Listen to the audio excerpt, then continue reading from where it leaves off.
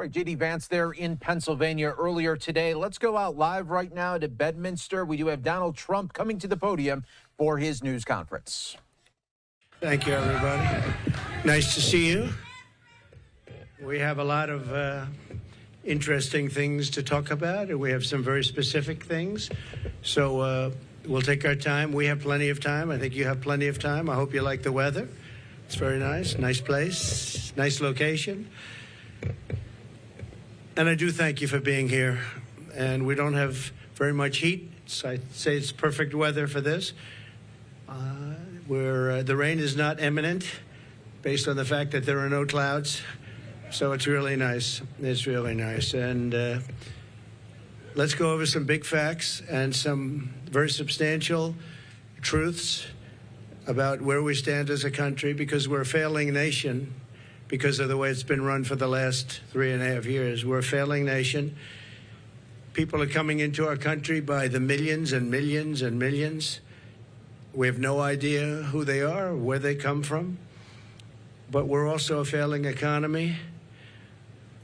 Kamala Harris is a radical California liberal who broke the economy, broke the border, and broke the world, frankly. Very destructive to the entire world, because as we go, oftentimes the world goes. She destroys everything she touches, and if she wins, your finances and your country will never recover. You're never going to recover. A radical left person wants to put price controls all over the place, which will end up driving up your prices, not down your prices. Harris has just declared that tackling inflation will be a day one priority for her. It's going to be day one. But day one, really, for Kamala was 3.5 years ago. Where has she been? And why hasn't she done it? Why hasn't she done it? I hear her complaining all the time. She was the border czar, but she didn't do anything. It's the worst border czar in history. There's never been a border czar so bad. She's been unbelievable in terms of her badness to some of our allies, some of our great allies. You know who I'm talking about. Here is the record of economic calamity that Kamala is desperate for voters to ignore. She cast the tie-breaking votes that caused record inflation. She cast the votes. She's trying to blame Biden, as you know. So it was Biden, but I'm going to do a better job. But it was her. And if she wants to do a better job, she's still got 5 months left, right? But she can't do a better job because she doesn't know how to. And she's of a place in life where she wouldn't know what a better job is. Going to destroy our country. And as a result of Kamala's inflation price hikes, they've cost a typical household a total of $28,000. These are numbers coming from government. They're not coming from me. $28,000 she's cost a typical household. Kamala's inflation nightmare continues to cost the average American family $1,100 every single month. $1,100. Again, government numbers. You're paying $148 more a month on food. It's every month. Average family, because Kamala and her ideas, and Joe Biden too, I mention him, but he's sort of gonzo. It all started with the debate. I should have been a little bit easy. Somebody said, your debate performance was horrible. I said, why? Because you forced him out of government. But I believe she'll be just as bad. I believe she's maybe in many ways going to be worse, because he wasn't really a radical left, but she is. She's real. He wasn't real. So I think she's going to be, in many ways, easier to beat than Joe Biden. What they did to him was disgraceful, by the way, and it really is a threat to democracy. It was a coup by people that wanted him out, and they didn't do not the way they're supposed to do it. $129 more on energy and $241 more.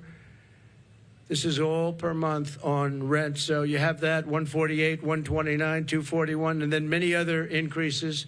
You add it all up, it's thousands and thousands of dollars that she and he have cost people. The cost of a typical monthly mortgage has doubled since I left office, and that number was about 3 months old from government, and now it's tripled.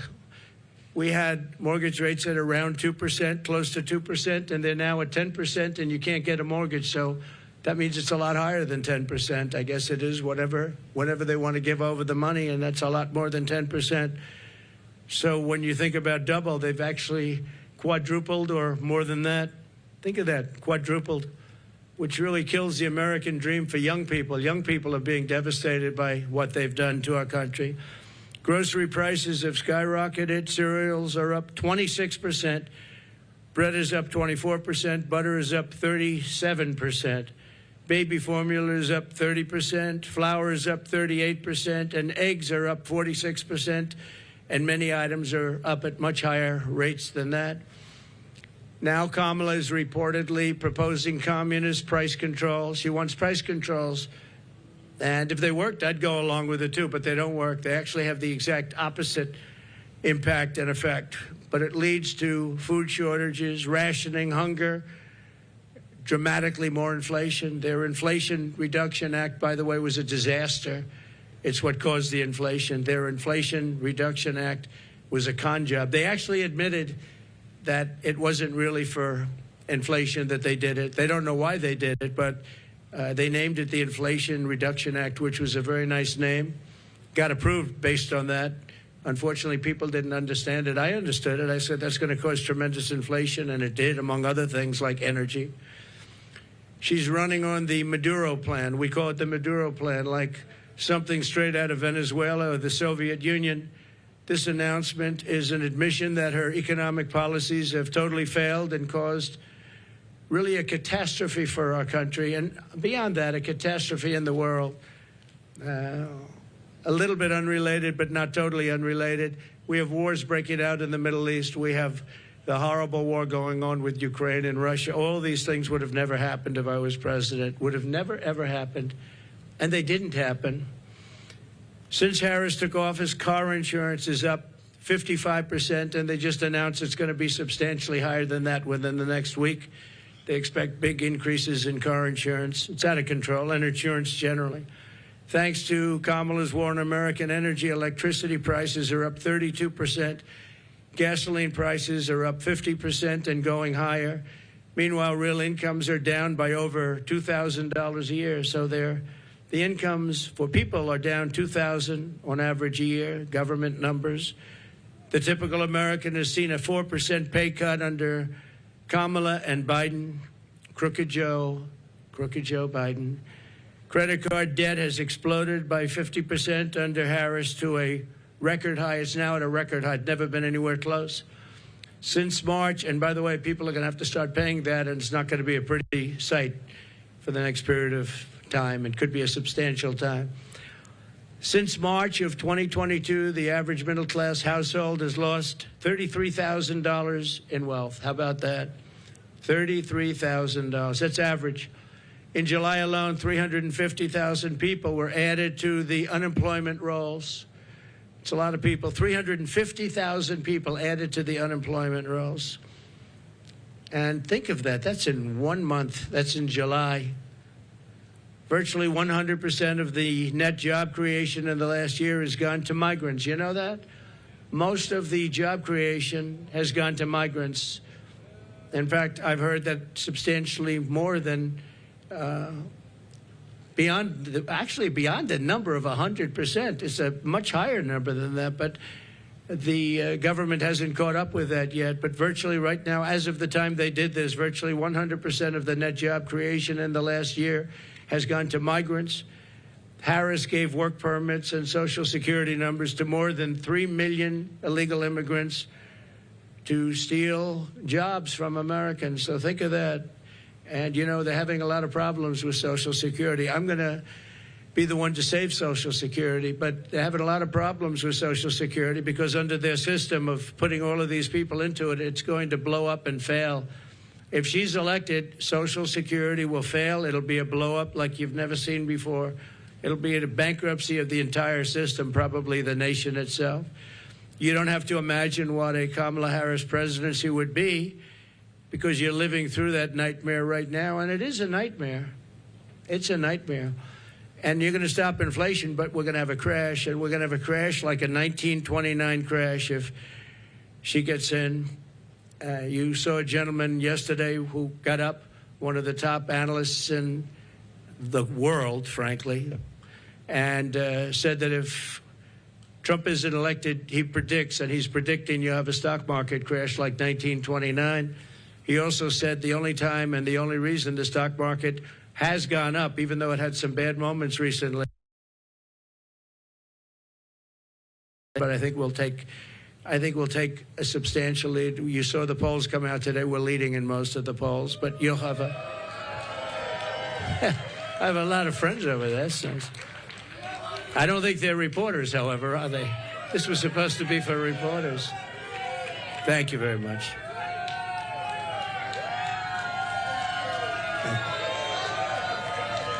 Thank you very much. When I left office, I handed Kamala and crooked Joe Biden a surging economy with no inflation. The 30-year mortgage rate was around 2%. Gasoline had reached $1.87 a gallon. We actually had many months where it was lower than that, but we hit 187, which was a perfect place, an absolutely beautiful number. Real income surged by more than $4,200 a year when I was president. Harris and Biden blew it all up. And if Kamala wins the election, the worst is yet to come. You'll have a real problem in the future because people don't respect her in the world. People don't respect her in the economy. Economists are laughing. They can't even believe this is happening to our country. And she wants to change a free enterprise type country into a communist type country. That's what she knows. She's considered far more radical than Bernie Sanders. That's all you have to know, far more radical. And she picked somebody that's far more radical than Bernie Sanders. He approved a bill recently, tampons in boys' bathrooms. He wants tampons in boys' bathrooms. It's terrible. It's terrible. But that's the person that she picked. Surprising pick to me. I was shocked. He's also got one of the worst run states. Many people are leaving the state, sixth most. And from her state, she destroyed, as the Attorney General, she destroyed California along with Gavin Newsom. And she, San Francisco, you know, was a great city 15 years ago. Now it's considered almost unlivable. You can't live there. And what they've done to that great state with the beautiful weather like this weather, they have this weather all the time. And they have the ocean, they have the sun, they have everything good. But what they've done to it is a shame, and she's going to do the same thing to our country. It was the policies. They had a recent article, and I didn't know this, but you're allowed to rob a store as long as it's not more than $950. Has everyone ever heard of that? You can rob a store, and you have these thieves going into stores with calculators calculating how much it is. Because if it's less than $950, they can rob it and not get charged. That was her that did that. Harris is campaigning on the largest tax increase in American history, including ending the Trump tax cuts, one of the largest tax cuts ever in our country's history, and working with families, a gigantic capital gains tax hike they want, and a new wealth confiscation tax. It's called wealth confiscation tax, which isn't going to make all of her supporters, you know, she's got some supporters that are wealthy people because they're stupid people, but they're wealthy people. She said that a 70 to 80% tax rate is, quote, a bold idea that should be discussed and studied. 70 to 80%. She co-sponsored legislation to abolish very popular private health insurance, which 150 Americans rely on, dumping everyone onto inferior socialist government-run healthcare systems with rationing and deadly wait times while massively raising your taxes. She wants to take away your private health care. There are many people in this country who spend a lot of money on private health care. It's the best health care in the world, by the way. But they want to do it. They worked hard to make money, and they want to do it. Under her, you're not going to have private health care plans anymore. And you can be a wealthy person or a middle-income person, and you want to spend on a really good plan, better than a government plan could be, far better. And you're not going to be allowed. You're all going to be thrown into a communist system. It's a communist system. You're going to be thrown into a system where everybody gets health care. You wait for your doctor like 10 months, 12 months, 11 months. You got to see some of these plans how they work in other countries. It's disgraceful. So private health care is gone. She wants it out. Now, she could change on that, and she might change on that. She's changed on everything, but I said, why are you changing? I actually was asking somebody that knows her, why is she changing? She had these policies and ideas for years and years and years, and very solid on them. All you have to do is go back and look at your tapes, which many have been discarded because they don't want, discarded by the fake news, because they don't want people to see what she said just a year ago and 2 years ago. I've never seen anything like it. Even my statement on waiters, waitresses, caddies, a lot of great people, people that drive cars, no tax on tips. All of a sudden, out of the blue, she comes out. That was months ago I said that. And she came out and she said, no tax on tips.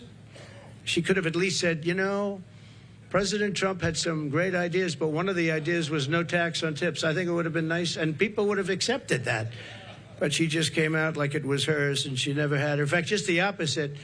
The IRS is all set up to really go after people that make tips. And they passed legislation and signed executive orders making it really hard on waiters, waitresses, and that was very recently. That was just before I made the proposal. They were really going after people. So they're lying when they say that, you know, this is what they want to do, because their legislation, which everyone knows, and their executive orders were extremely tough. They also put 88,000 new IRS agents in that can go and harass everybody. She wants to close dozens of existing power plants, causing rollbacks of power in our country. You're going to have brownouts, blackouts, the likes of which you've never seen, and plunging millions and millions of people into poverty. That's going to put them into poverty, and they're not going to have heat. They're not going to have air conditioning. She wants to close dozens of existing power plants. So maybe she'll change that, too. But she's got a lot to change. Almost everything she's ever said, she's got to change. Nobody's ever seen, and that's why we're here. Nobody's ever seen anything like it. She wants to abolish coal, oil, and natural gas, 84% of U.S. energy supply. And it's the coal and the natural gas, clean coal, I call it, and oil, natural gas that create electricity. And by the way, I'm a big fan of electricity. If we're going to go with the AI, if we're going to do that, I don't know if you know, but we need twice the amount of electricity currently supplied for everything to the entire United States of America. So to be competitive on AI, I was talking to Elon Musk. We had a great discussion the other night. I agree. And he said a big problem is getting the approvals to create all of that energy, all of that electricity, specifically electricity, and you're going to need that for other forms of modern business too. And I'll get it done, but other people aren't going to get it done. They're not going to be able to get it done. As border czar, and she was the border czar. She was, I don't know if she was proudly called border czar, but that's what Crooked Joe Biden called her. She's the border czar. Everybody said it. And then about 2 weeks ago, she didn't want to be called the border czar anymore. She said, oh, I was never the border czar. It doesn't matter. She was the person responsible for the border, and she never went there. She went to a certain location once, but I would have gone there and taken my family to dinner there. That was not a place that is going to the border, a place with no problem. As border czar, she allowed 20 million people, and I believe it's higher than that. People say 13, 14, 12, 10. But now they're all up to around 12, 13, 14. They have no idea, because you have millions and millions of what they call gotaways, the gotaways. Gotaways are people that pour into our country. We have no idea who they are. That's the worst of all. But she allowed at least 20 million people to invade our country, and she wants to give them all citizenship and free government health care and let them raid Medicare and Social Security, which will, again, she will destroy Medicare. She will destroy Social Security. And frankly, there's nothing she can do about it. Once this happens, there's nothing she can do about it. She called for abolishing ICE. These are great patriots who are tough, tougher than anybody in this audience. Some of those people, I know them over there. Some of those men and a couple of the women, to be honest, they're tough as hell, but they don't want to fight MS-13. I've seen it. They go in. Long Island has had a lot. We got them out. But now they're coming back because of weak policy. And because of things that she wants to do, like defund the police. You know, she wants to defund the police. Now, She has since said, no, I don't want to do that anymore. The one thing I see with politicians, they always go back to where they were. She wanted to defund the police, and she wanted to abolish ICE. I was going to say, though, these ICE people are incredible patriots. They're tough as hell, and they go into a pack of MS-13 gang members, the toughest in the world, probably the toughest gangs in the world. They come from different parts of South America, and they want to come in and in Long Island, not too recently, but recently, they carved up with a knife 2 beautiful 16-year-old girls who were walking to school. And the reason they used a knife instead of shooting them was very simple, because it's more painful. They wanted to watch them agonize. And these are animals, and we have to get them out of our country, or we have to put them in jail because we don't want them back. Sometimes you have to put them in jail because their country doesn't want them back. They'll send them back the way they do. Just so you know, I know all of the people that we're dealing with as the heads of countries. And they're very smart. They're very streetwise. And what they're doing is they're taking all of their criminals, and they haven't brought all of them yet. They brought a lot of them, though. But they'll bring all of them. I'm shocked it's taken so long. If I were in their country, it would have gone a lot faster. I will tell you that I would have gotten them out, too. And they're bringing them into the United States. They're taking their drug dealers and their rapists, murderers, and every criminal, bringing them into the United States. And their crime rates are way down. They're bringing people from mental institutions and insane asylums into the United States. And their population for the mentally ill is way down. They're in the United States. They're dumping them in the United States. They're driving them through a border that's totally open. We stopped them. We didn't let it happen. And when I first came into office, you know the story, that President Obama at the time had no way of getting them back. And I said, I want to get all of the MS-13 in particular out of our country, bring them back to where they came from. A general said, sir, that won't be possible. Why? Because they blocked the airports, they blocked the roads, they blocked everything. You can't do it. I said, so they're making a concerted effort? Yes, sir, they're making a concerted effort. We can't do it. They put planes on the runway so we can't land the planes, sir. And the same thing with the roads. They block up the roads. So if we have buses coming in, they block up the roads. They're totally blocked, and they're terrible. It's been that way for years, sir, all the way back to Bush. It's been that way for years. And I said, well, how much do we pay them in terms of economic development and aid? Sir, we pay them $750 million. I said, that's okay. Call them immediately and tell them we're not paying them anymore. And the following morning, I got a call from the 3 main culprits. Sir, I'd like to speak to you because I don't understand what the problem is. I said, well, you've sent us gang members, and they send them. Remember that. They send them. They said, you send us gang members, you send us killers, and you send us drug dealers, and you send us horrible people, and when we want to bring them back to your country, you won't accept them. And that's under President Obama and all the way through.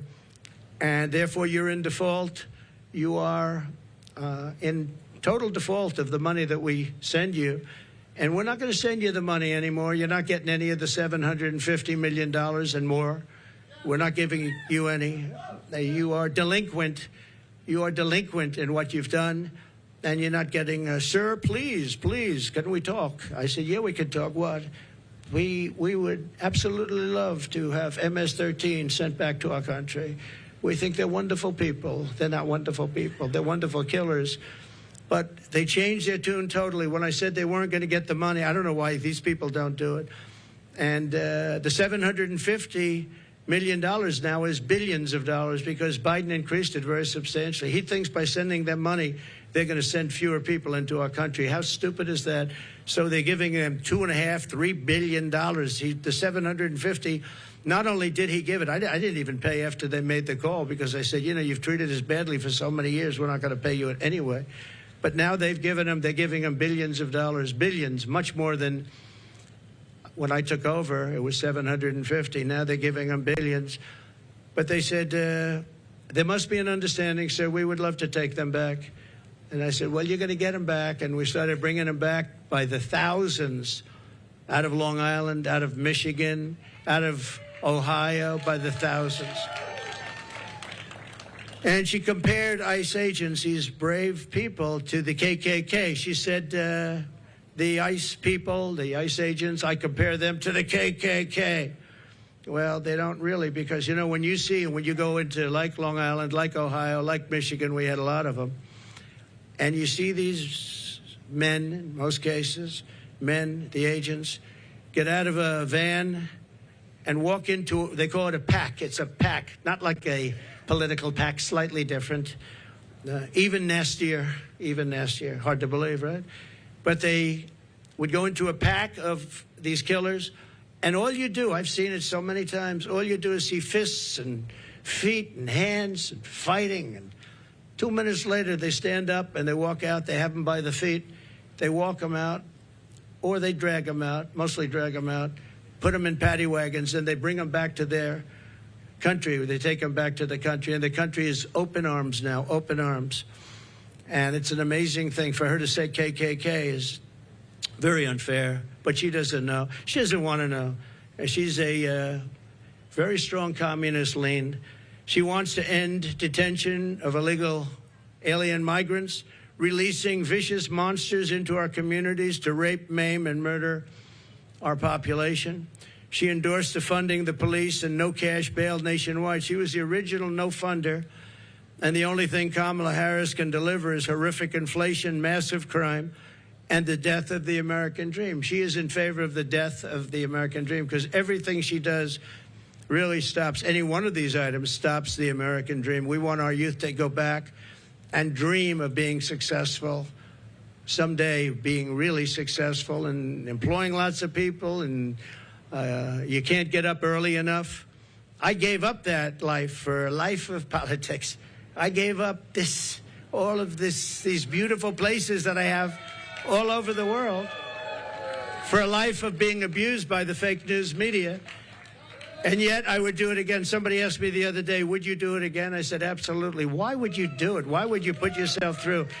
They go after you. They weaponize government. You have to deal with crooked judges that are after you and crooked prosecutors. And the New York court system is vicious and totally biased and, frankly, totally crooked. Why would you put yourself through? I said, because we're going to make America great again. That's what we're going to do.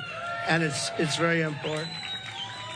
So when I win, I will immediately bring prices down. Starting on day one, we will end Kamala's war on American energy, and we will drill, baby, drill. We're going to drill, baby, drill. That's going to bring down prices of everything because energy brought it up. When they went away from my policy, they quickly went back to it, but by that time it was too late. They lost control. But they've gone back to it, and if they win the day after the victory, they'll stop with all the drilling. But they went back to it because prices were going through the roof. They were going really bad, and that's what caused our inflation, and that's what destroyed the lives of many Americans. Going to reduce energy and electricity prices. I will, by at least half within a 12-month period. We'll be able to reduce prices between regulation and having a tremendous supply, which we have. I always say we have more liquid gold under our feet, more than any other nation anywhere in the world, including Saudi Arabia and including Russia. We're going to terminate the Green New Scam. It's called the Green New Deal. It's a scam. And rescind all unspent funds. We're going to rescind that and pay off debt.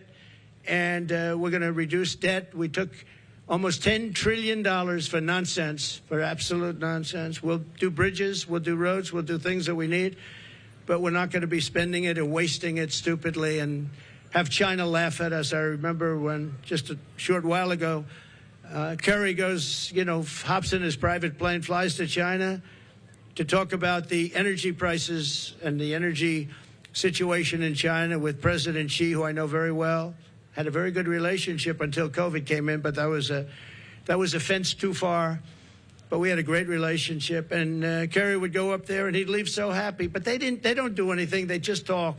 They said, oh, yeah, we're going to do that. Oh, as soon as we get to it. In the meantime, they're building a coal plant every week, but now I hear it's 2 coal plants a week, and we're dying for energy. We don't have energy, and they're getting set for the AI because they're going to create so much electricity, and we're not going to be able to do it. But you'll get to do it if I have it, because that's an emergency. We have to be able to compete with China and other countries that are able to create new energy if they want to, and they're going to want to, and they do want to.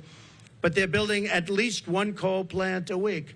Germany, as you know, went a little bit like us, and that was the end of Angela because their whole economy crashed. And their new government is building coal plants all over the place. They're building brand new coal plants, nuclear plants, and other things because Germany was going to fail. So why are we following these countries that tried it and failed? And they're smart countries. They tried it, they failed. Why are we doing this? Why aren't we creating great energy plants, great sources of energy, instead of playing this game with wind that is ruining everything, killing all your birds, destroying the fields, all these gorgeous fields. You got windmills all over the place, and you have birds. You want to see a bird cemetery? Just go under a windmill. You see thousands of birds dead. The bald eagle, if you kill an eagle, they put you in jail for years. And yet these windmills knock them out like nothing, and nothing happens to the people. No, it's a green scam. It's a shame. Look, I'm all for clean energy. I want clean water. I want clean air. But you can't destroy your country over it. You just can't do that. We want to stop wasteful spending and big government special interest giveaways. You have giveaways. You have some of these people that are giving. Look, they're not giving millions and millions of dollars to politicians because they like their policy. They're giving it because they made deals. They're going to take over lots of different things in our country. They're going to build windmills as an example. They're going to build big solar fields that take up half the desert. Massive solar fields, and I'm a big fan of solar, but it can't fire our plants. It's not going to fire our plants. Fire up those plants. We got to get them going, and the only thing that can do that is fossil fuel right now. And the only thing that can make electricity, which we all want, is right now fossil fuel and nuclear. And nuclear has its place, a very big place in our country, very big place. China is going with nuclear. France has been going with nuclear for many years. We want to end the Biden-Harris electrical vehicle mandate. We have to get rid of the electric vehicle mandate. And look, Elon endorsed me strongly, most powerful endorsement. He said it 3 or 4 times the other night during our little chat. But a chat that was very well listened to and attended. We know that, right? It broke every single record, I think, in history. And he's a great guy. But I told him, I said, you know, I have one problem. I'm all for the electric car, but it's a very small percentage. I think the electric car is incredible. I think what you've done is incredible. But people are going to want, some people are going to want gasoline-propelled cars. They're going to want hybrids. They're going to want other types of cars. And Elon, you know, they're going to have to do that. And he understands that fully. And I think he was amazed by this electric vehicle mandate. They want it for trucks, too. If you do it for trucks, you're not going to have any. You talk about a supply chain problem. A truck going from New York to Los Angeles, if it's electric, will have to stop 6 times for long periods of time. If you have diesel fuel, it goes all the way, and you can even come a piece of the way back before you have to reload. And with diesel, the truck gets lighter because you're using up the fuel. With the electric, it stays at a heavy weight. An electric truck is 2.5 times heavier than what we would call our traditional trucks. And a man from a company said to me, you know, sir, I've been buying trucks. For 50 years, I've been buying them, and every single year they got better and bigger and stronger and more powerful and more efficient, more fuel efficient. And now we build apartments in the truck, sir, and you would be proud to stay in those apartments. And then I say, I don't know if I would. But I know exactly what he meant. Those big, he said, it's incredible, the trucks. I said, who builds the best truck? He didn't tell me. He said, they all do. You have 4 companies, 5 companies. They all do, sir. They build great ones. He said, but for 50 years, they got better. Every year, I started off with 1 truck. I said, how many trucks do you have now? 27,000. I said, 27,000, and all big ones. He's the biggest. This is the biggest. He said, for 50 years, I've been buying, and every single year, they got better, more efficient, stronger. He said, if they make us buy electric trucks, we will go back 70 years because the truck is worse than the one we had 50 years ago. And he said, I won't partake in it. They want people, they want the truckers, the trucking industry to do that. One other thing, the truck is heavier and the battery is much larger than the tanks. And the battery would take up about half of the payload. Think of that. But just as importantly, the battery and all that goes into electric is much heavier The truck it weighs 2.5 times more than a normal truck fired up by diesel. And he said, if that's the case, sir, you would have to rebuild every single bridge and road in America because the weight is so enormous. It wouldn't be able to go on the bridges and all of the different weight-bearing roads in America. I said, did you explain this to the people? I mean, you know, a 5-year-old child, if he was hearing these things, it doesn't go far. It takes too much room. You don't have any room left for anything. It's almost the whole thing would be carrying a battery. Does anybody explain this to these people? We do explain it. They know it very well. At the end of the meeting, they say, we don't care. Just start making your electric truck. We're not going to do it. We're not going to do it, he said. So we're going to repeal all that. We're going to repeal Kamala's regulatory onslaught, saving households an estimated $5,000 a year at a minimum. The massive tax cuts and no tax on tips. We're going to make sure it gets done. She's not going to get it done. She didn't hear about it until I said it, and then she went out and she went and did it. And the other thing, no tax on Social Security. We're not going to have seniors who have been decimated by inflation pay tax on Social Security, and we'll get through it through growth. We have tremendous growth potential in this country, but not with these people running it, because all they're going to do is take away, and they want to take away your growth and your growth potential. Again, I say it all the time, we're a nation in decline. We're a failing nation. Right now, we're a failing nation, and we're going to soon be a great nation again. That's going to happen. Another thing we're going to do, having to do with a lot of reasons, a lot of things, and the economy in particular, we're going to seal the border. We're going to stop the invasion. We're going to send the illegal aliens back home. We're going to bring down the cost of health care and housing. We're going to make sure that Social Security is not going to be increased in terms of years where people have to wait much longer. I mean, we have an obligation to take care of these people. And just so you know, I didn't do it in 4 years. I never even thought about doing it in 4 years. And they probably don't want to do it, but they're going to have no chance. They're going to have no choice, because a lot of the people that are coming in are being signed into Medicare. They're being signed into Social Security. And it's just going to explode. And it's going to happen very fast, and it's going to be very ugly. It's not going to happen with us. We're going to open up tracts of federal land for housing construction. We desperately need housing for people who can't afford what's going on now. And when we open it up and we take off some of the restrictions and regulations, you know, in California, 50% the cost of a house is regulations. They have to adhere to regulations that bring the cost of the house up by 50%.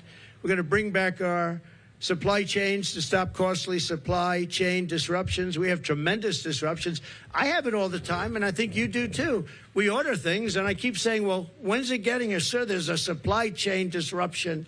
And, I mean, you end up getting stuff like 3 months late now. I don't know, all these geniuses over here, I think we can say that. I'm not sure that you're necessarily as much into it, but they are.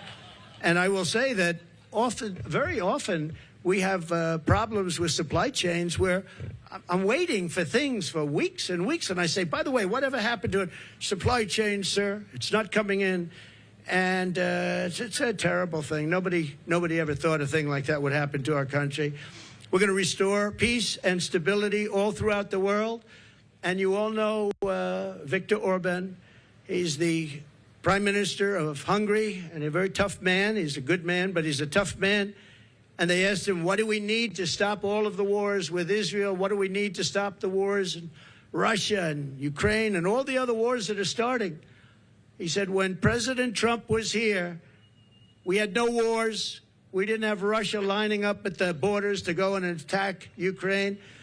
We would have never had Hamas, because Hamas had no money, because Iran had no money. I said to China and everybody else, if you buy from Iran, you can't do business in the United States.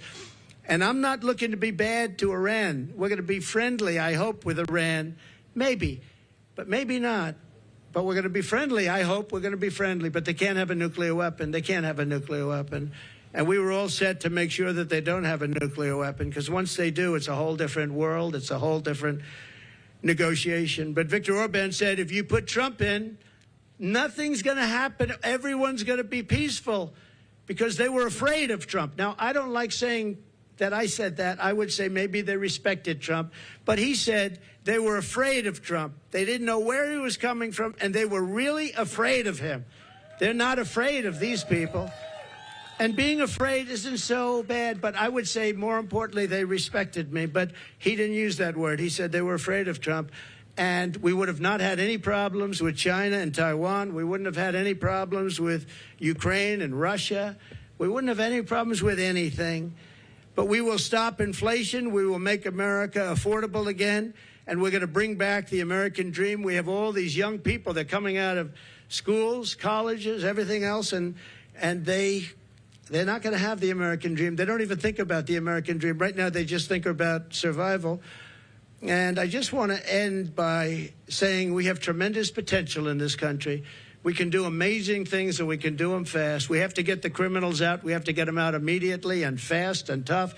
We're going to rely on our local police. Our local police law enforcement has been so incredible. And they know. Somebody said, how will you get them out? How will you know? The local police know the name and serial number and middle name and last name and where they come from of every single bad guy that's come into our country.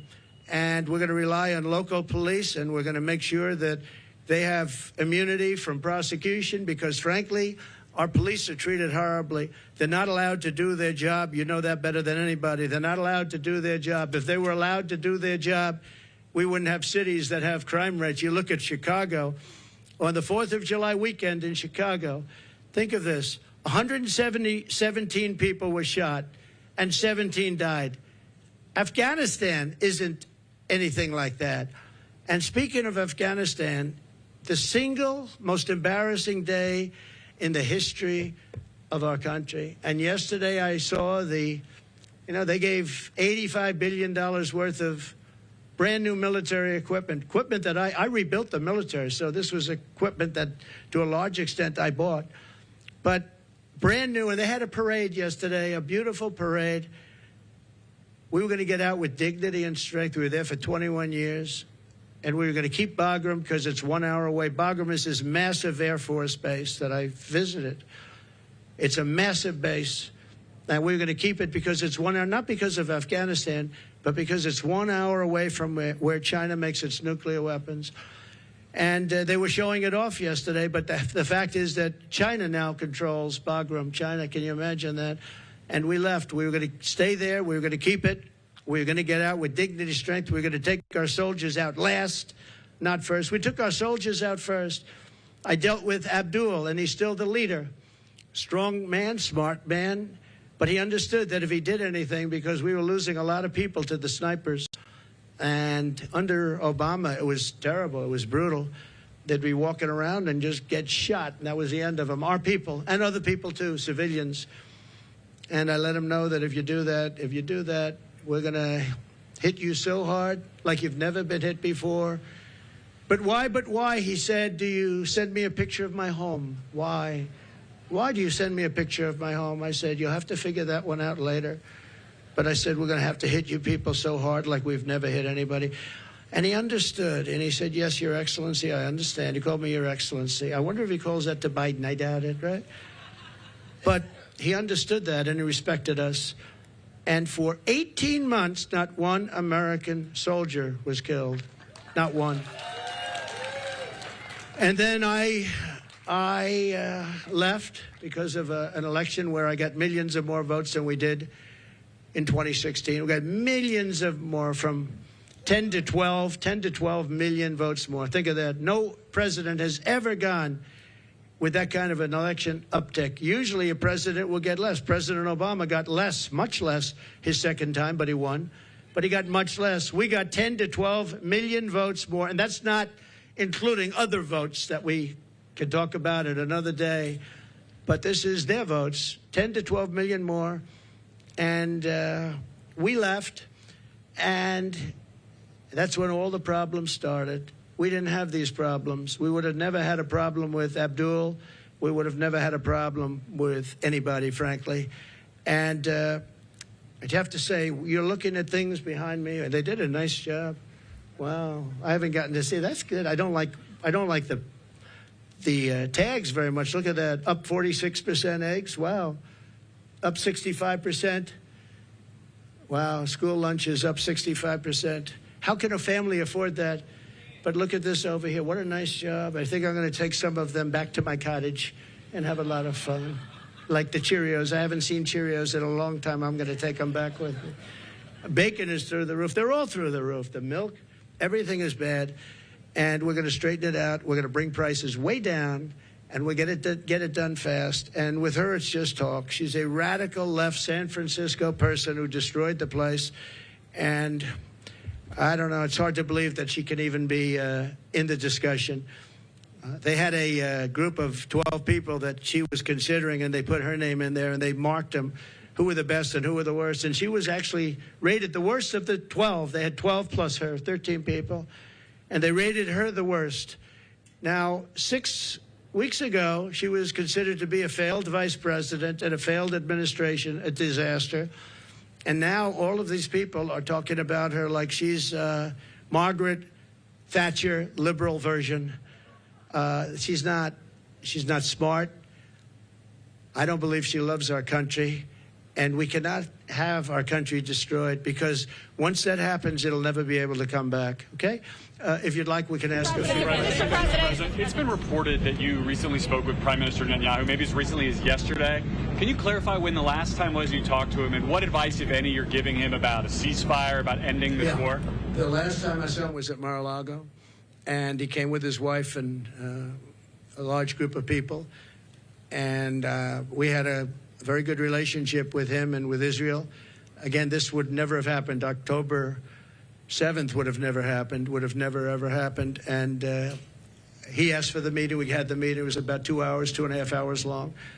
And I expect I might be talking to him, but I haven't since then. No. Did you encourage him not to take a ceasefire deal? Did you give him any advice about ending the war? No, he knows what he's doing. I did encourage him to get this over with. You want to get it over with. It has to get over with fast.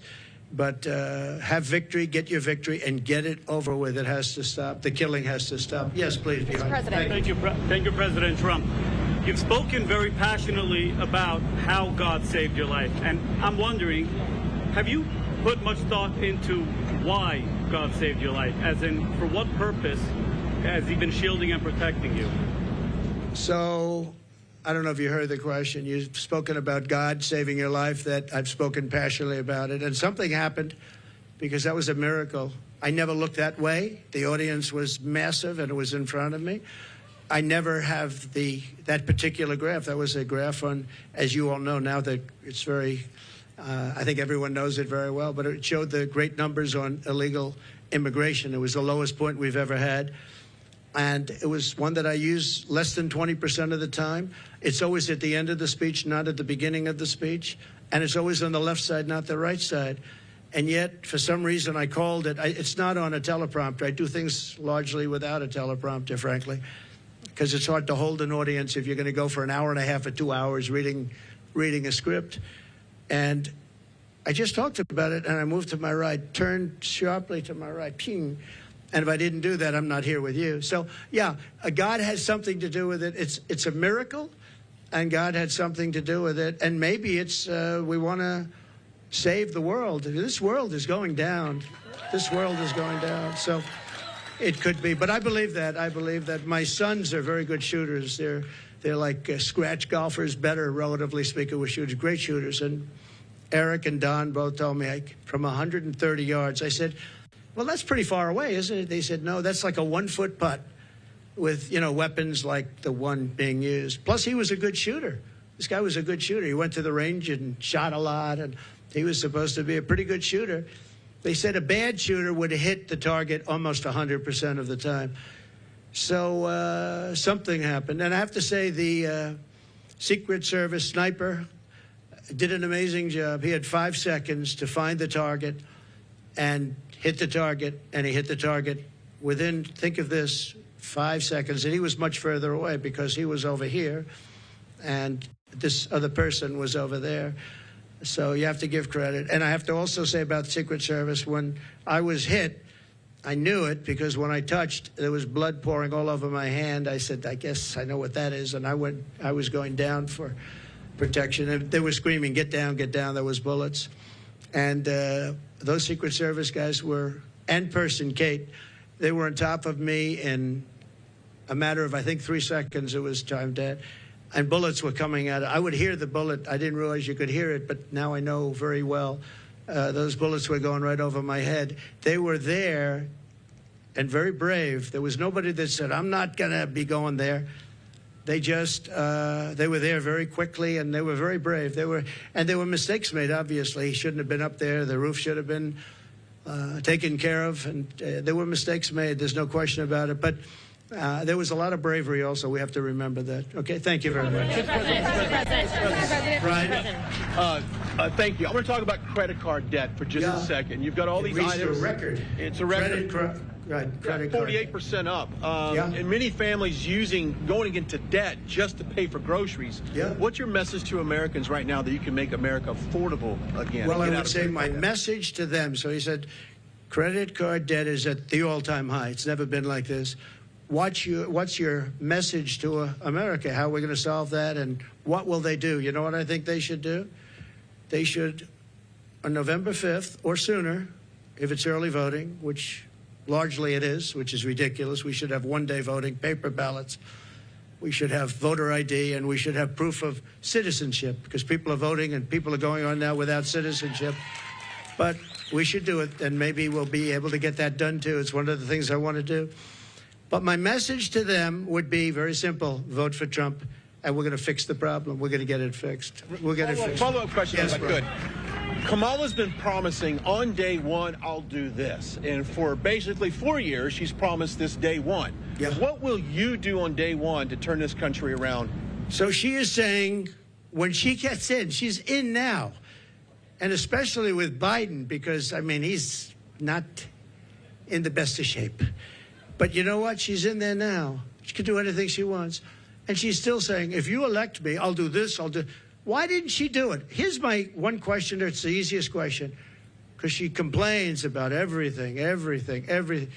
Why didn't she do it? That's all I ask. On day one, we're going to drill, baby, drill, and we're going to close the border, and we're going to let people come in, but they're going to come in legally. They're going to come into our country legally. But on day one, we're going to do many things. You know, I can do a lot of things at one time. But the question's often is, what's the first thing you're going to do? I would say we have a tie.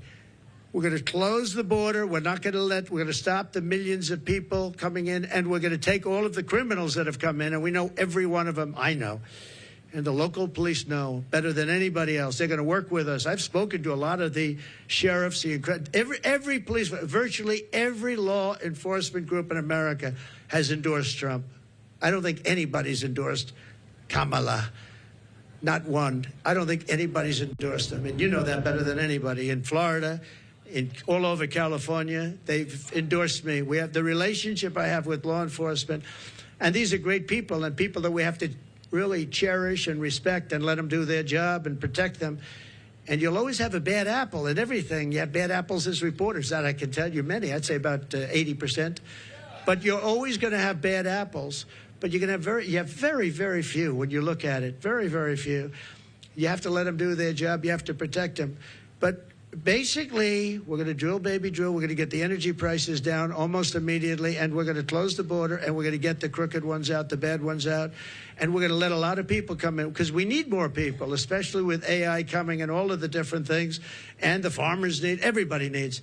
But we're going to make sure that they're not murderers, killers, drug dealers, and the kind of people that we have largely coming in right now. Okay? Mr. President, many of your allies who want you to win in November say your current strategy isn't working, that you need to stop with the personal attacks on Kamala Harris and deliver a more disciplined message.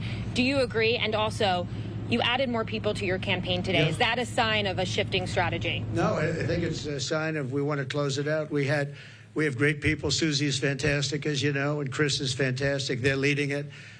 Corey Lewandowski's coming in. He'll be, personal envoy, or he'll be at some level. They're going to be, they're doing a great job. Look, we've taken, with all of the abuse we've taken from the fake news media, all of this horrific abuse we take, and all I want to do is make the country good. All I want to do is have strong borders and good education. We want to have choice for education. So important. So many different things. You would think it would be the other way. We rebuilt the military. We did so many great things. But that's the way it's been for Republicans, and I guess more so for me than anybody in history, and that's okay, because we're leading in the polls. For the most part, we're leading in the polls. We were leading Biden by a lot.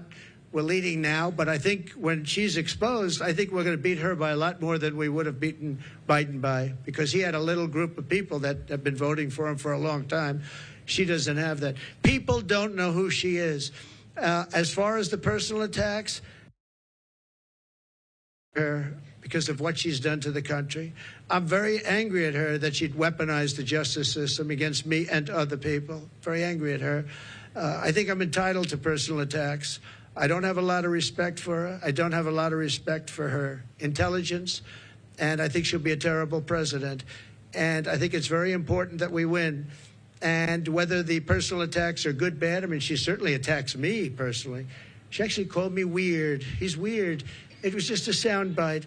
And she called J.D. and I weird. He's not weird. He was a great student at Yale. He went to Ohio State, graduated in 2 years, at the top of his class, and all of these different things. And we have this guy that's running a very failed state, who's had a terrible career. I mean, you have him saying they're weird. No, he's a weird guy. And she's weird in her policy. Who wouldn't want to have strong borders? Who doesn't want to have lower taxes? You know, all my life I've watched as politicians campaigned, and I've always been on, for the most part, on the other side, on the side that these people are on. And they always talked about, we're going to reduce taxes.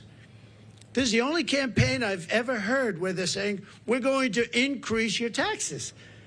And then people say they're going to vote for him? I don't know. So I don't think so. I don't think people know who she is yet. Because really people didn't know. You can ask the man on the street. I saw it on one of the shows today. They asked the man on the street, what's the last name of Kamala? Nobody knew. It's Harris. Nobody knew the last name. I don't even use it because nobody knows who I'm talking about. People don't know who she is. She's a radical left socialist. But beyond that, I mean, she's way beyond socialism, who's going to destroy our country. And when they find out, I think you're going to see something. But right now, even not knowing her, and with all of like the cover of Time magazine, they didn't put a picture. They got a great artist to do it. What was that all about? What was that all about? The whole thing is crazy. I just want to win for the country. Some people say, oh, why don't you be nice? But they're not nice to me. They want to put me in prison, just so you understand. They tell me I should be nice. They want to put me in prison. It's never happened before in the history of our country. I did nothing wrong. I have crooked judges. I have crooked prosecutors. And they're all Democrats, all Democrat areas, other than in Florida, where you had a brilliant judge who ruled in my favor. I won the case, the documents case, won it in its entirety. And Jack Smith, deranged Jack Smith, suffered a defeat. But in New York City, everything's clubhouse, everything. I know it very well. I grew up there. I know it very well. And we have a very crooked system. And it's one of the reasons that New York is dying. Nobody wants to come in. No companies want to come in because the courtroom system is so corrupt, both at a federal level and at a state level and a city level. And they put you into an area where you have 3% Republican vote. It's all a rigged deal, just like Fani, F-A-N-I, Fani, with her boyfriend. And I think that's been discredited, too. They've been discredited. But think of it. They don't want me to be a little bit nasty. They want to put me in prison. They want to put me. It's never happened before in the history of our country. It's happened in third world countries, but it's never happened here. And they're in danger because you create a precedent for doing that. And once that happens, that's a really bad thing. In the years before, and I've said this a few times, not too much, but with Hillary, she was subpoenaed by Congress to give everything she's got, and she burned it. She acid washed it, bleach bit, they call it. She totally scrubbed it, and then they broke everything with hammers, with fire. They burned it. And then she said, I don't have anything. Well, it turned out that she had a lot to give. And everybody said, lock her up, lock her up. And I used to go easy, just easy, easy. Then we won. And I said, wouldn't it be terrible? And I lose. Some people are upset when I did this, but you have to look at it maybe differently now. I say, wouldn't it be terrible to put the wife of the president, former president of the United States, into a prison? Now think of that. Hillary Clinton, she was Secretary of State. She was the wife of a president of the United States who used to be a friend of mine before I ran for politics. He was a friend of mine. He used to play my golf course all the time. I have a great golf course right next to their home in Westchester. He used to be there all the time. It was his favorite course. But you know what? I could have done that very easily. She was so guilty. And I said to my people, wouldn't it be terrible to put, I don't know, wouldn't it be terrible to take, and we won the election, wouldn't it be terrible to take a former Secretary of State who was the wife of the President of the United States and put her into a prison? But that's what they want to do with me. And I did nothing wrong. It's all crooked politics and really crooked judges. You know I have a gag order. Do you know I can't even talk about it right now? Do you know that I have a judge who has a gag order? He doesn't want me to talk. And the reason he doesn't want me to talk is because what I say is so devastating and so horrible for him. But think of it. I have a gag order. There's never been a politician in history, I mean, probably for any politician for a city council office. I'm the leading candidate to be president. I won virtually unanimously, and I beat everybody. It was the quickest primary in history. There's never been one that was done so early. I had people that were very talented people, and I beat them by 45, 50, 60, 70, 80 points. There was never a close race. Nobody was even close. Good talent. They weren't close.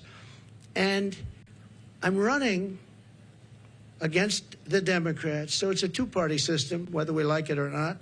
Republican, I'm the Republican, and I'm leading. But let's say I'm tied, but I'm leading. I believe I'm leading by a lot more than people think, and I believe we'll be leading by a lot more. And I have a judge who put a gag order on me. So when you ask me a question, or when you ask me a question, I can't give you an answer, because if I give the answer, they want to put you in jail. He said, we'll put him in jail if he talks beyond the gag order.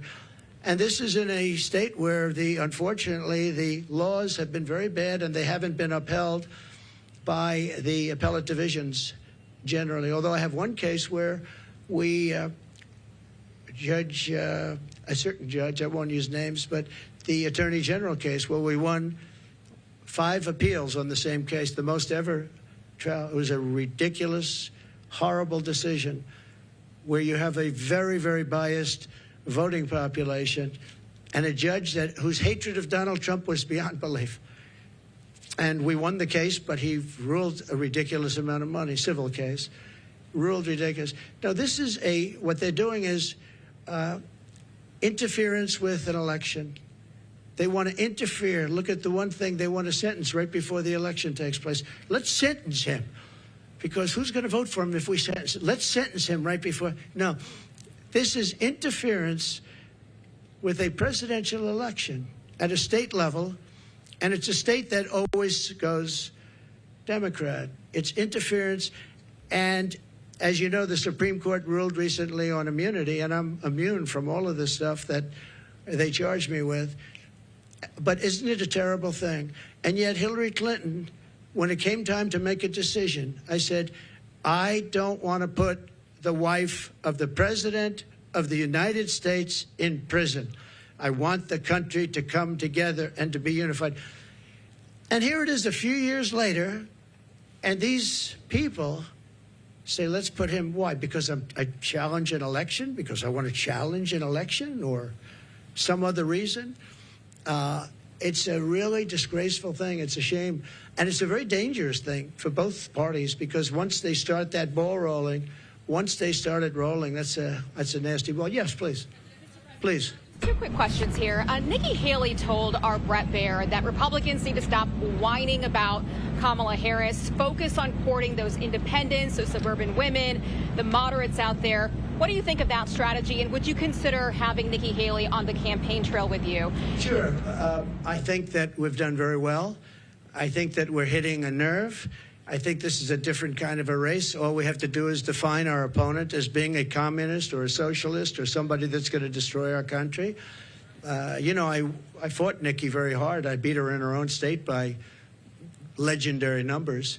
And I get along with her fine. I appreciate that she endorsed me and all of that. No, I think that, I think relatively to what they're doing and how radical they are and how, in many ways, how sick they are, I think I'm doing a very calm campaign. I mean, we're here. There's no shouting.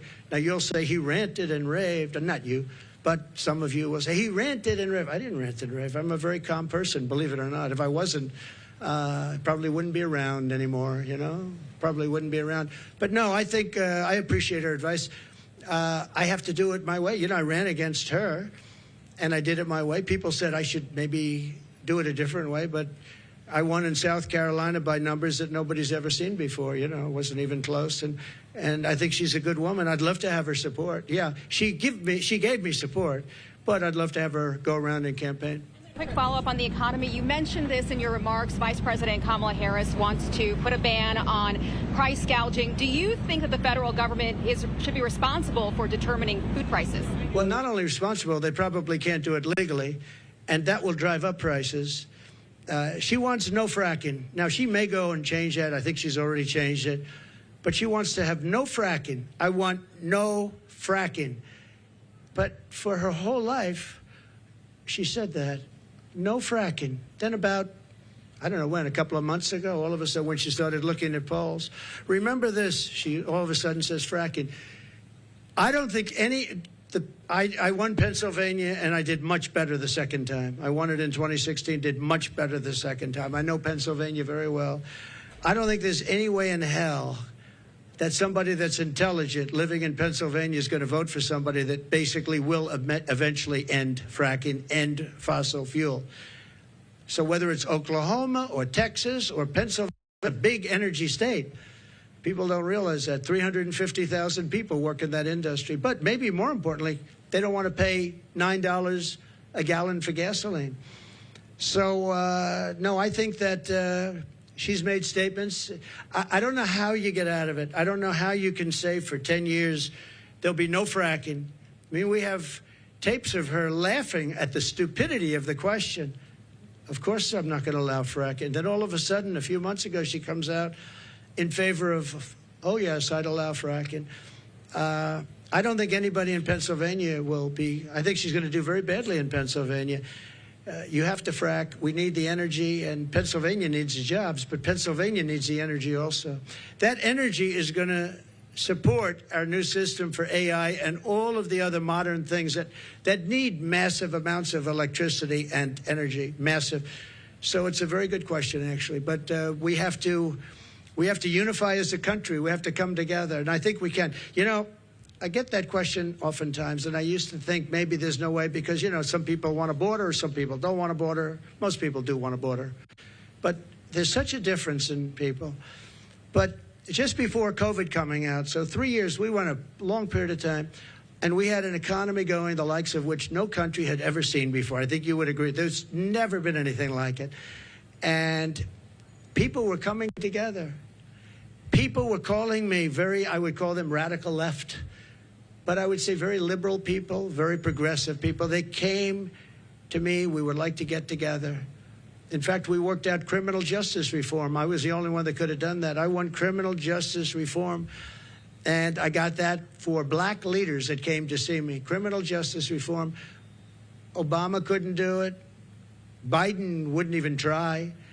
But nobody could do it. I got that done. And I got conservative votes to get it done. They needed at least 5 very conservative votes. It was very hard to do. I got that done. Our country was coming together. And, you know, I can tell you the story of criminal justice reform. When you do that, that means that's a big step. But I was seeing people that were not seeable, that I wouldn't want to see them and they wouldn't want to see me. And all of a sudden, I was having lunch with people that, if I told you who they were, you wouldn't even believe it. Our country was coming together. Success was bringing our country together. And it can be done. Success will bring our country together again. It can be done. It was an amazing phenomenon. And I used to say, I don't know, it's awfully tough to get it together.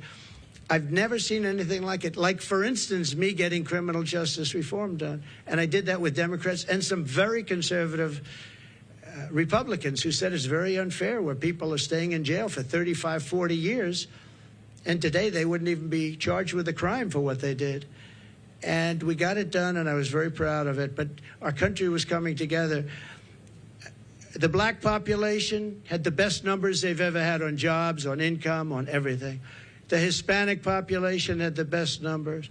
Asian population, men, women, young people with diplomas from the best schools, Harvard, MIT, the Wharton School of Finance, they're all coming together. And everybody was happy. And young people without a high school diploma, the best MIT students and people without a diploma were all working. They were making more money than they've ever made. There wasn't one group that wasn't doing better than it was the year before, 2 years before, or 10 years before. It was the best our country had ever done, and we were leapfrogging China. China didn't have a chance. I took in hundreds of billions of dollars in tariffs from China. Hundreds of billions of dollars. No president ever took in 10 cents. And what happened was an amazing thing. We had a great, successful country, and our country was unifying. It was the first time anyone's seen it, but our country was unifying. From some of the polling out there, I know you're saying that you're leading in some polling, but there is other polling out there. A Fox News poll out just yesterday has you up by just 1 point. How do you break away? 1 or 2 points, yeah.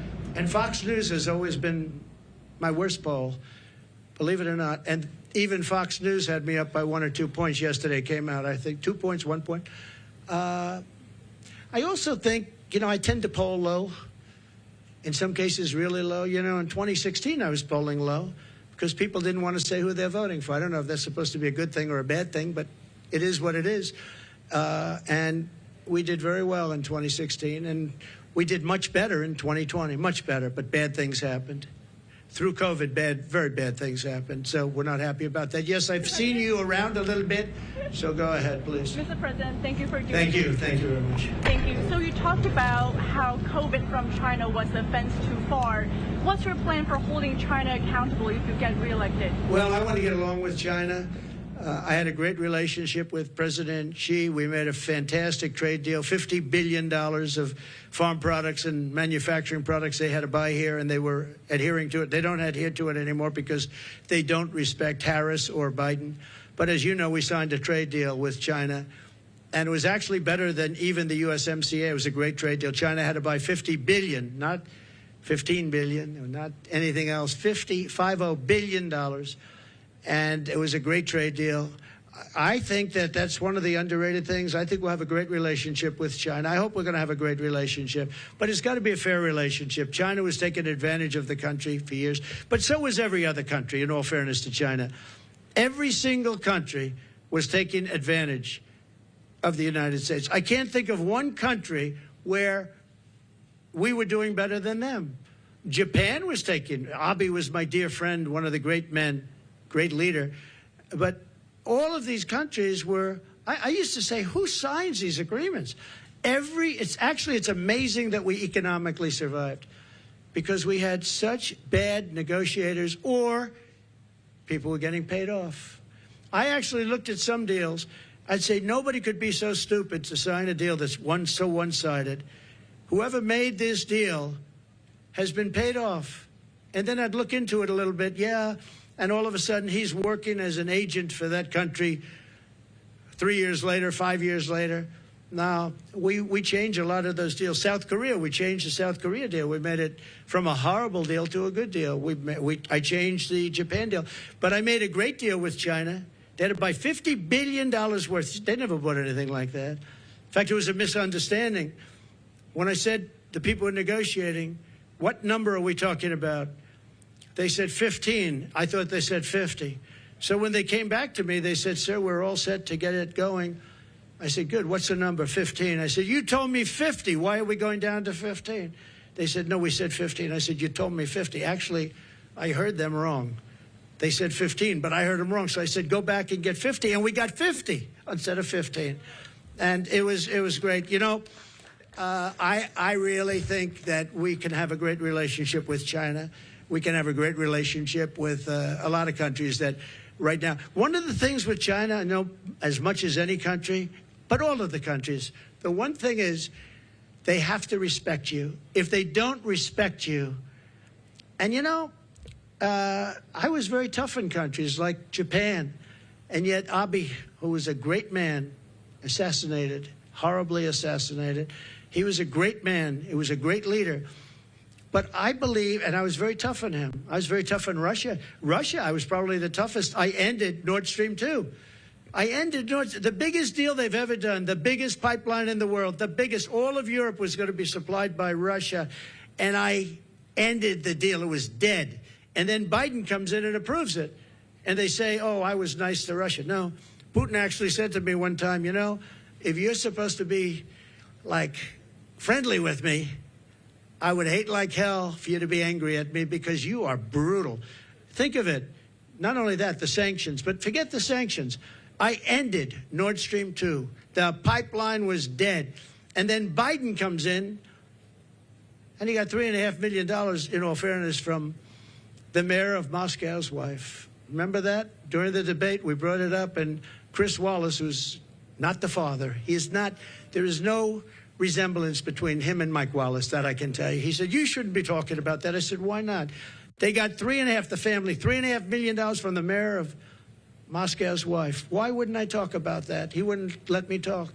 I said, I'm negotiating against two people, not one. I turned out to be right because a year later, that was a big scandal. Why did he get $3.5 million? But Biden approved immediately the pipeline in Russia, Nord Stream, and he killed the Keystone XL pipeline, 48,000 jobs. He killed it. He did the exact opposite of what he should have done. Yes, please. I know you had your hand up. Nice to see you. Thank you, Mr. President. Thanks for taking my question. You referenced your conversation with Elon Musk earlier this week. I want to ask you about that. You praise how he treats workers, saying they go on strike and you say, that's okay, you're all gone, so every one of you is gone. Are you really comfortable with companies threatening to fire workers who go on strike? Well, no, I want companies to get workers that are going to love them and work for a wage that lets the company make a profit so they can go and expand.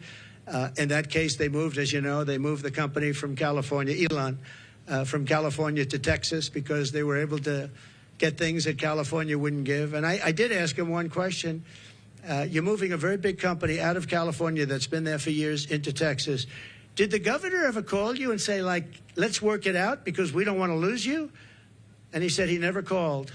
Governor Newsom, he never called. And you would have thought, if I were governor of California and if Elon or anybody else, they have oil companies leaving, I would be calling.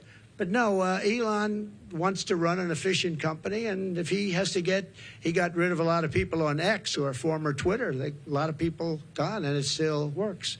It still works. So you got to run the company productively, and there are going to be a lot of jobs around. I want it so that a person doesn't get lucky and find a job. I want a person that could look for 10 jobs, and all 10 companies want them, and you negotiate much more than you'd get by doing what you just suggested.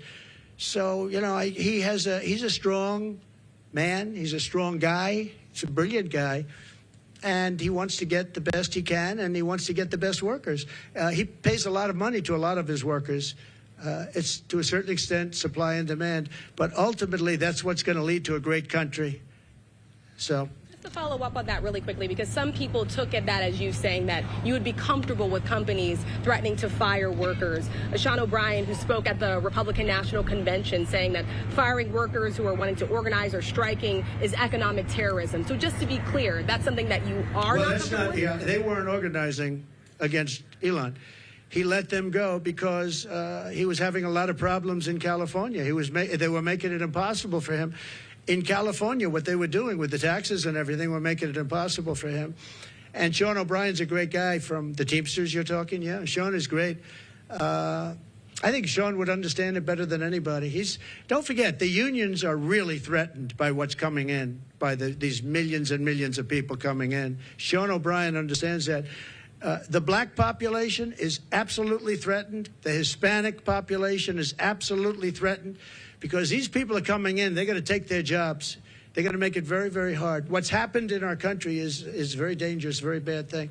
One more on the economy, sir, Governor Tim Walz is out on the campaign trail today, and he's been saying that he believes that you want things to get worse so that you can campaign on it, that you're rooting for failure. What's your response to that? I wish I didn't have to do this. If our country were run by Democrats and it was run beautifully, where we were really being productive and everything else, I would have never done this. I wouldn't have done it if I thought I couldn't have won. I think I can win. I think I can win easily once they're exposed for what they are, which is, radical left lunatics, and that's what they are. They're going to ruin. She's going to ruin our country. Going to ruin our country. And I just hope the people of our country, and I believe they are because I see it already happening, but I hope they are able to think for themselves, because if they think for themselves, if they look at the destruction that's going to be caused by Kamala and this person from out of nowhere, he came out of nowhere, a state that I love that state, but a state that's doing so poorly, where he's the one that signed in tampons in boys' bathrooms. He signed a bill that boys' bathrooms, all boys' bathrooms in Minnesota will have tampons. And what's going on? What's wrong with us? What's wrong with us as a country? So no, I would, if we had somebody doing a phenomenal job, I would be extremely happy. What I want to do is I want to see, even the last few months, I hope the country does really well, even though it would make it probably a little bit harder to win. I hope the country does really well. It's country first. I want our country to do great. If they were great leaders, I would be the first to say they're doing a fantastic job. Thank you all very much. I appreciate it. Thank you. Thank you very much. Thank you. Thank you. Thank you very much.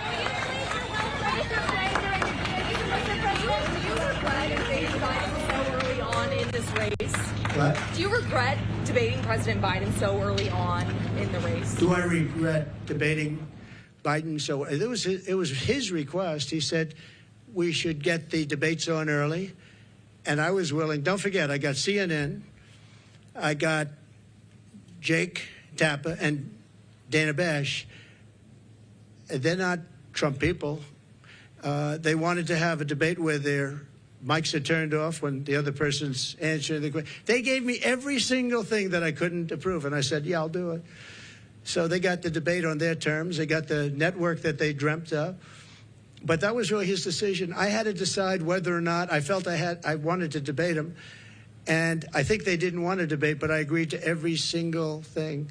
It was a debate where they said, we'll give him something that it'll be impossible for him to accept, and I accepted all the terms, other than when they had us sitting down at a desk, and I said, I think that makes us look bad. I don't want to sit down. Let's stand up. And they agreed to that. Other than that, we gave them CNN, we gave them Dana, and we gave them Jake. And by the way, I have to say, Jake Tapper and Dana Bash were unbelievably straight and honest, and I give them a lot of credit for that. A lot of people were saying you couldn't have a fair debate. I think we have that with ABC. I have some people at ABC that don't like me too much. I find it to be about the worst. George Slobodanopoulos. I have a lot of people at ABC that I find it to be actually the most unfair of all the networks, and they want to do it on ABC. Whatever, I don't mind. The question that you're asking, though, about whether or not the debate should have happened would have been a better question to ask of Joe Biden, because had he not done the debate, he would still be running for president and people would be hiding him, just like they're hiding her right now. They're hiding her no different than him, because I believe she's grossly incompetent, and I don't think that when people hear what she has to say, they're going to buy it. Thank you all very much. Thank you.